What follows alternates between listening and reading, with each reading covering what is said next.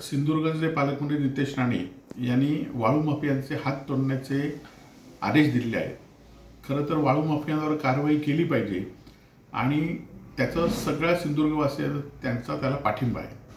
परंतु अशी आदेश किंवा कारवाईचा बडगा दाखवण्याचा फक्त दिखावा हा फक्त हप्ते जास्त वसूल करण्यासाठी आहे का, हा सिंधुदुर्ग जिल्ह्यातील जनतेला पडलेला प्रश्न आहे।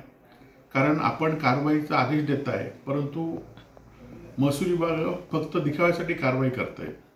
पुन्हा पुन्हा तेच वाळूचे रॅम्प पुन्हा पुन्हा बांधले जातात।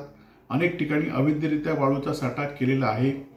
महसूल विभाग आणि आपल्या नावावर कोण हप्ते गोळा करतात याचा नितेश राणेंनी शोध घेतला पाहिजे आणि फक्त सवंग लोकप्रियतेसाठी काही देण्यापेक्षा आपले बंधू ज्या विधानसभेचे आमदार आहेत तिथे अवैधरित्या वाळू मोठ्या प्रमाणात सुरू आहे आणि त्याचे जे वाळू माफिया आहेत ते कोणावर असतात याचा पण त्यांनी अभ्यास केला पाहिजे।